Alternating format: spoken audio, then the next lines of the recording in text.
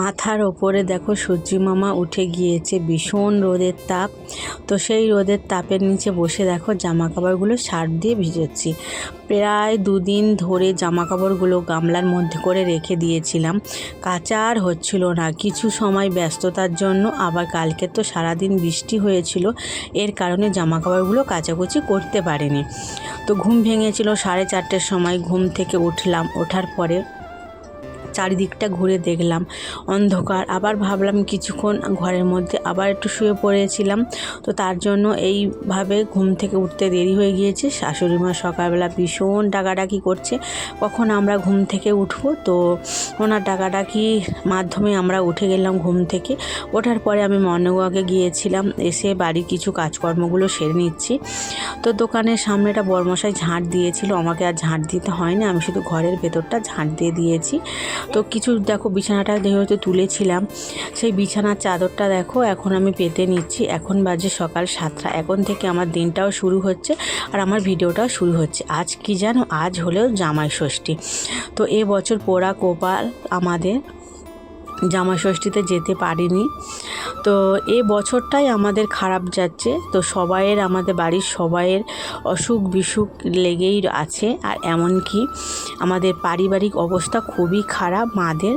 তো যে বাড়িতে কি বলো তো, ইনকাম করার মতো তেমন কেউ থাকে না, একজন যদি বসে যায় সে সংসারে কিন্তু শুধু অভাব আর অভাব দেখা যায়। প্রত্যেক মাদের ইচ্ছা যে তার জামাইদের জামাই ষষ্ঠী করার, কিন্তু দেখো তো আমার মার ভাগ্যটাই খারাপ, এবছর আমাদের জামাই ষষ্ঠী করতেই পারেনি। তো কারণ আমাদেরও ফোঁটা দিতে নেই, যেহেতু কালা ছুঁচু আছে। আমার শ্বশুর মারা গিয়েছিল, 1 বছর না হলে কালা ছুঁচু কাটবে না।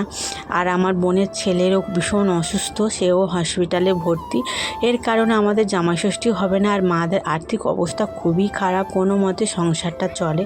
সবাই মিলে আমরা দেখি বলে তাই সংসারটা চলে থাকে, কোনো মতে চলে।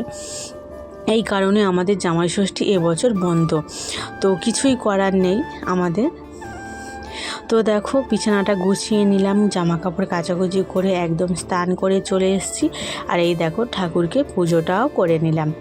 তো ঠাকুরকে খেতে দিয়েছি আজকে শনপাপড়ি, দোকানের শনপাপড়ি নিয়ে খেতে দেওয়া হয়েছে।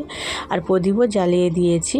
আজকের দিন যেন শুভ হয়ে সবার কাটুক, সবাইয়ের যেন জামাই ষষ্ঠীটা খুব ভালোভাবে কাটুক। আমাদের তো আর হলো না। হ্যাঁ, আমার বরমশাইয়ের মনটা খারাপ খারাপ লাগছিল, কিন্তু কিছু করার নেই।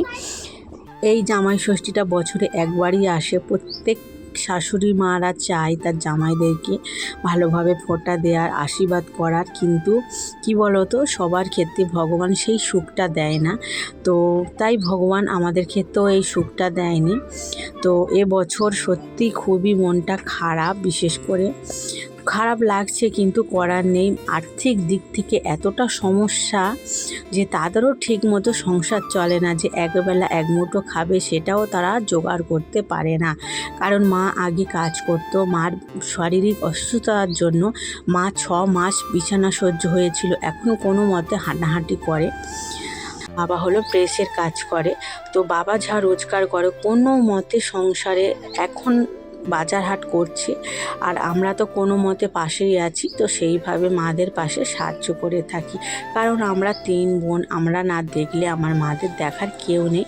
তো শাশুড়ি মা বলেছে একসাথে রান্না করে সবাইয়ের মানে খাওয়া দাওয়া করার জন্য। হ্যাঁ, 10-12 জন আমাদের বাড়িতে খাওয়া দাওয়া করবে। তো কারা কারা খাওয়া দাওয়া করবে, আমার শাশুড়ি মার মা, মানে আমার দিদির শাশুড়ি, আমার শাশুড়ি মার ভাই, তো আমার ননদ আছে, ওরা সবাই একসাথে খাওয়া দাওয়া হবে। তাই রান্নার ঝামেলাটা আমার ওপর পড়েছে। তো শাশুড়িমা বলেছে আমাকে নাকি রান্না করতে হবে, তো তাই আমি রান্নাটা করছি। সকালবেলা বরমশাই গিয়েছিল বাজারে, আমি দোকানে ছিলাম।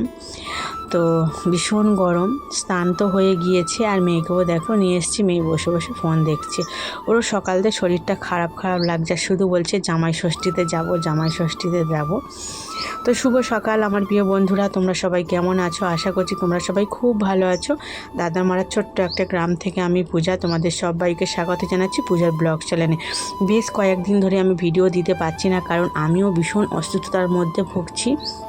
প্রত্যেক সপ্তাহে সপ্তাহে আমাকে ডাক্তার দেখাতে যেতে হচ্ছে আর ওষুধও খেয়ে যেতে হচ্ছে। আমার ভীষণ শরীর অসুস্থতা, তো ভগবান না করুক আমি জানি তাড়াতাড়ি সুস্থ হয়ে যেতে পারি, তোমরা আশীর্বাদ করো।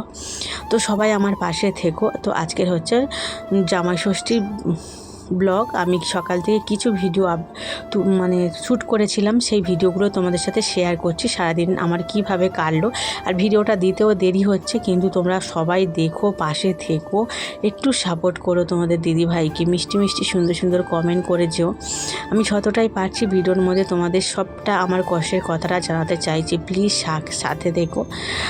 তো এখানে দেখো ছোট্ট উনুনটার মধ্যে কত বড় কড়া বসিয়েছি, কারণ অনেকটাই রান্নাবান্না হবে। তো আগে পুঁইশাক কুমড়োর তরকারিটা রান্না করে নিয়েছিলাম, তখন আমি ফোনটা আনা হয়নি, তো তোমাদের সাথে শেয়ার করতে পারিনি। এখন দেখো কড়াটা গরম করে তার মধ্যে সর্ষের তেল দিয়েছি, আর আলুগুলো আমি কিন্তু ভেজে নেব। তো আজকেরও রেসিপিটা তোমাদের দেখাতে পারবো না, তো কারণ আরও অন্য কাজ আমার আছে। রান্নাটা বসিয়ে দিই, এদিক ওদিক গুছাচ্ছি, মেয়েকে খাওয়াচ্ছিলাম, এইভাবের জন্য আমি ভিডিওটা তোমাদের পুরো দেখাতে পারিনি। নর্মালভাবে যেমনই আমরা মাংসের তরকারি খাই, তো সেইভাবে আমরা রান্না করেছি। আজকের খুব একটা ঝাল দিইনি, কিন্তু লাল লাল কালার এসেছিলো, কারণ লঙ্কা গুঁড়োটা কালারটাই লাল। অল্প পরিমাণ দিয়েছি, 2টো টমেটো দিয়েছি, পেঁয়াজ বাটা, আদা রসুন জিরে সমস্ত কিছু দিয়ে ভালো করে কষিয়ে নিয়েছি। নেওয়ার পরে দেখো মাংসটা দিয়ে দিয়েছি। তো মাংসটা দেওয়ার পরে মিট মশলা দিয়েছি, দিয়ে একসঙ্গে দেখো এখন কষাচ্ছি।